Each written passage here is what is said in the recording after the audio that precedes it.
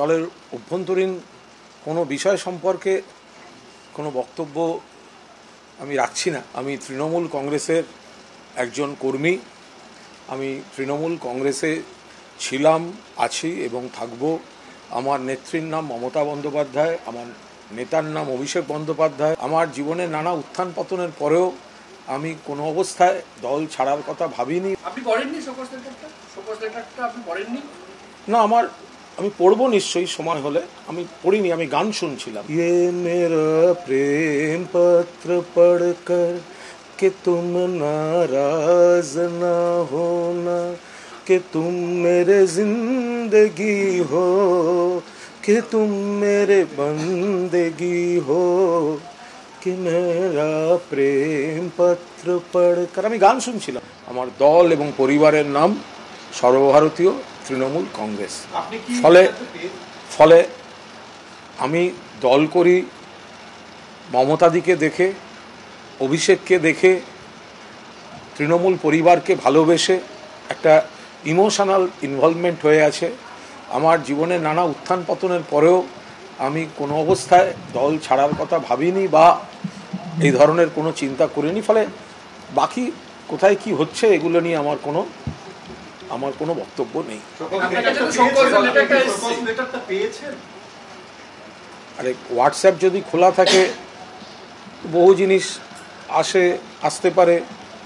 এখন আমি কোনো অস্বীকার কিছুই করছি না।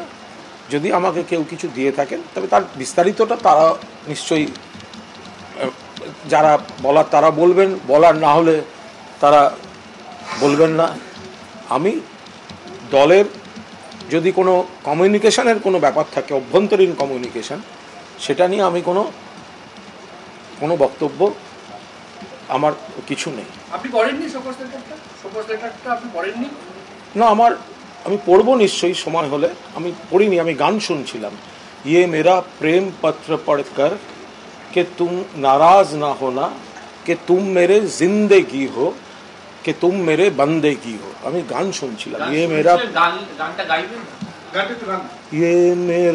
प्रेम पत्र पढ़कर कि तुम नाराज ना होना, कि तुम मेरे जिंदगी हो, कि तुम मेरे बंदेगी हो, कि मेरा प्रेम पत्र पढ़कर। আমি গান শুনছিলাম। আমি বাকি কোনো টেনশনের বিষয় নিয়ে আমি মাথা ঘামাইনি। আর আমি দলের কোনো চিঠি বা কিছুর কোনো বিষয়ে আমি কোনো কথা বলবো না।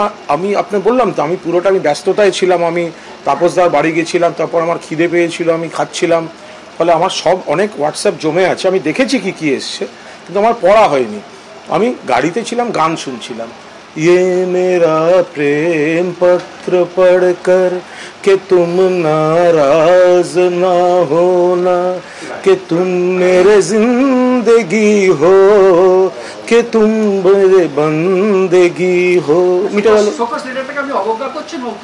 আরে ভাই, আমার হোয়াটসঅ্যাপ এতগুলো হোয়াটসঅ্যাপ এসছে, অনেক নানা দরকারি নানা জিনিস এসছে।